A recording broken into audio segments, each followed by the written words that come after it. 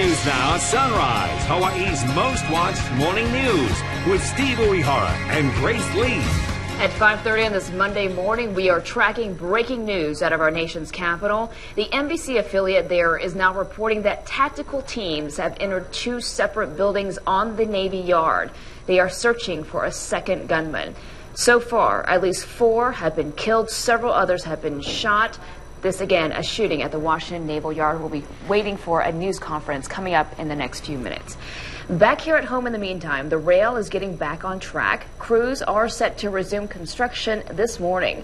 Ramsey is standing by with a live report. In the meantime, let's get an update on our weather forecast. Good morning, Dan. Good morning, Grace. A breezy day today, and that's good. It's going to be warm, 89 expected this afternoon. But when the breezes come up, we start to see small craft advisories for our waters, channels east of Molokai and the waters south of the Big Island. If you got a boat charter, just check with the boat captain. They know best about what's developing out there on the ocean. Here's your Monday weather in 3 easy bites. High clouds this morning, showers, some heavy ones in Maui County and also west side Big Island just offshore. Sunny by lunchtime, certainly for the leeward areas. And again, those breezy trade winds to keep you cool. Those should get even stronger by tomorrow, and we're glad to have them. Let's check the roads now. Here's Rachel Picaro. Let's start off with the flow map. Our yellow on the map turned to red. So it's getting busy out there, but no accidents, no stalls, and the drive times still look good. It's just coming in from the west side. That's the slow up. Here's the H1 Kunia Road as you're heading eastbound. Entrance to that zip lane, that's where you're going to hit the brakes. And here through Waikele, starting to slow down at the H1 H2 merge, backing up there.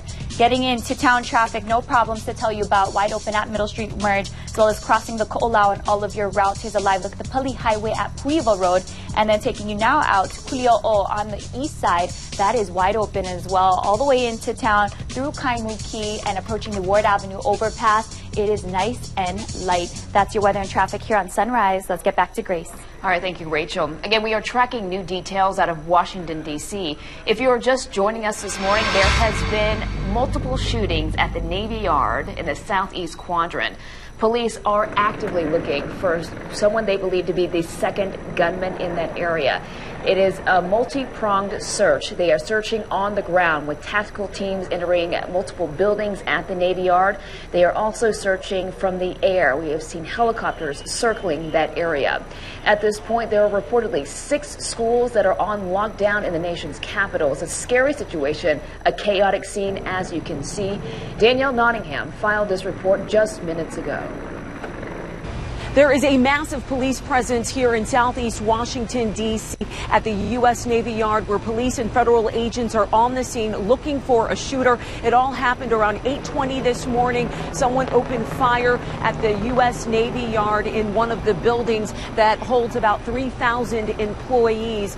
Residents and employees in this area are being asked to take shelter. We're told from D.C. police that at least 10 people have been shot. The U.S. Navy tells CBS News there are some fatalities, but again, this is still a very active situation, and police are asking people in this area to take shelter. In Washington, Danielle Nottingham, CBS News. As Danielle mentioned, 4 are reportedly killed. The fear is that that number will rise. We understand that one gunman was quote-unquote neutralized about 2 hours after the first shots rang out. But even as soon as about 30 minutes ago, more reports of shots fired in that area that we were getting out of the NBC affiliate in that area. As we mentioned, schools were on lockdown, bridges have been closed, security has been beefed up at the Capitol. A massive effort and response at our nation's capital this morning as the search continues for the second gunman. We will follow this again throughout the day on Sunrise. In the meantime, we want to bring you some local news. It is a big day here for the Rail Transit Project. Construction is set to start up again today after more than a year of delays. It's been months in the making. Ramsey Wharton joins us now from Kapolei with more. Ramsey.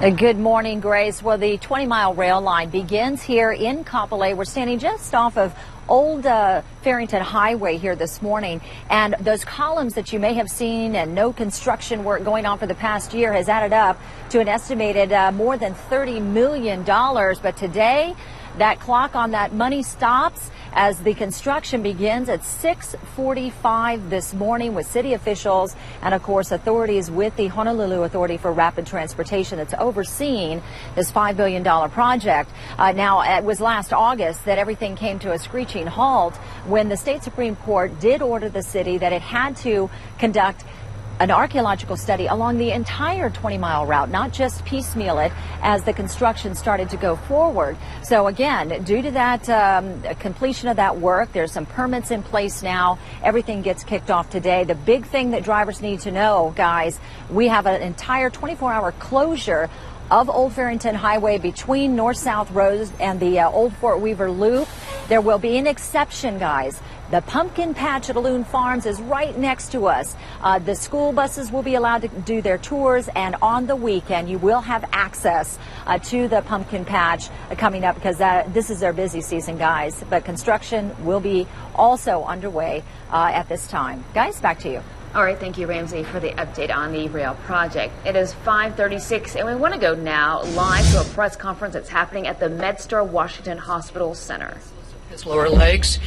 We have another individual who was shot in the shoulder, and we have a third individual who just arrived who had a gunshot wound to the head and to the hand. Yeah, male, female? Male, first one, female, female. Is it fair to say their chances for survival are pretty good then? Their chances for survival are very good. For all three? For all three, yes. And again, we have, as you know, we're pretty darn experienced at this. We've got right now this morning we have a number of teams in the trauma bay. We've actually been able to bring in 2 of our helicopter crews as well, and so we have plenty of folks who are here. We're just in the process. The operating room is ready for these individuals. Because of our trauma status, we always have trauma rooms that are available in the operating room. So I have surgeons, I have nurses, I have trauma specialists. We've got the blood bank in the operating room, all open, all ready. We have been in communication with those individuals at the scene, and we're telling them that we can take an additional 8 to 10 individuals here at MedStar Washington Hospital Center. We are not sure if we will get that many, but they have told us that they believe that there will be more victims coming. Will the helicopters move from the hospital to the scene? The helicopters that have brought the victims in so far have been a Park Police helicopter and a Maryland State Police helicopter. There are other helicopters at the scene right now. We're aware of that, but we're not sure who will be transporting. There's an initial report of individuals who are on the roof. It ends up that there was an individual taken from the roof. She is actually here, and the others were individuals who were trying to be undercover on the roof. And so the original report of the number of injured on the roof is being modified right now. Again, it's a very fluid situation. We really are just going minute by minute right now. Are you able to say what kind of gun was used, a semi-automatic weapon? I would tell you from the reports of the victims, it had to be a semi-automatic because they're talking about gunshots that they heard in rapid succession. So I have no more information. We, of course, will get bullet fragments and have more information, and they will at the scene as well. But I don't have any more information right now.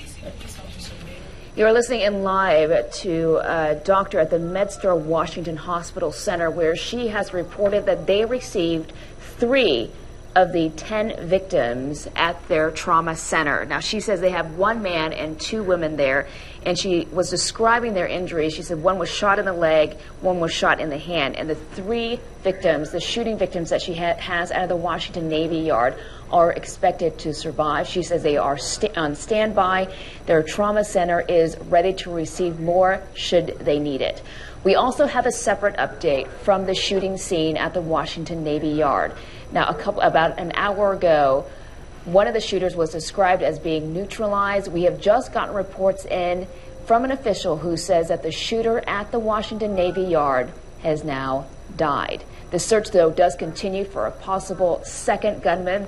We also have just learned that the gun that was used was a semi-automatic gun. That's from the MedStar Washington Hospital Center, from the woman who was describing the wounds of the victims that she was seeing. Now, a very fluid situation going on, of course, out of Washington. We'll follow this as it comes in. But for now, let's check in with Howard. Thanks, Grace. Hilo's Naniloa Hotel is in peril, and with it, more than 50 jobs. The bankrupt hotel has missed another lease payment to the state, which owns the land on Banyan Drive. The State Land Board voted not to grant more time this time. A lender and 2 prospective buyers, all 3 of whom could send some money and possibly settle this, have not yet done so. Trustee David Farmer may have some more news today, but at this hour, there is a very real possibility that the hotel may be obliged to close. Hospitality Advisors reports a record $336 million in Hawaii hotel room revenue just in July. Not just a record July, a record for any month. We got more visitors, but average length of stay was shorter, and that was offset by way higher room rates. Some details: Waikiki was 10 points fuller than the rest of Oahu. Wailea was 4 points fuller than West Maui. An important change in who shows up at a local manufacturing workplace to do health and safety inspections. In recent years, it has often been a federal inspector from OSHA, because OSHA lost confidence in the effectiveness of state inspectors during budget cutbacks. OSHA now feels the Hawaii Occupational Safety and Health Division can again handle the responsibility and is returning authority to the state inspectors. This will happen in stages as the state ramps up its staffing. And on Wall Street, the Dow is up 164 points to 15,540. Grace. It's looking good on Wall Street today. Yes, it is. All right, thanks a lot, Howard. 541. And how is our weather looking? Are the trades going to be staying? Yeah, in fact, they're going to get stronger probably throughout the day, the next couple of days. So a breezy first half of the weekend, a little bit wetter tomorrow than today. But we are seeing some showers and some good ones out there in spots. There's the 89, 10 to 20, maybe 15 to 20. So breezy, sunny this afternoon. This morning we're cloudy with high clouds and also rain-producing clouds. Some coming in for Kauai, not really showing up on radar very much, but they are getting Oahu, a few stacked along the Ko'olau. We'll hear from Rachel in a minute about how those roads are doing coming over the Pali, the Like. You can see Maui definitely getting wet in the entire county, not just Maui Island, but along the Hana Highway, some pretty rough showers. And then on the southeast side and southwest side of Haleakala, you can see some pretty good moisture and more upstream in the trade wind flow. Big Island, Kona side, you can see just offshore, still rough stuff. 1, 2, 3 cells there right off of the Kailua town area. But everybody else, the Hamakua coast, southeast side, the Puna district, volcano area, all pretty dry. Just a quick look at the high clouds that will filter us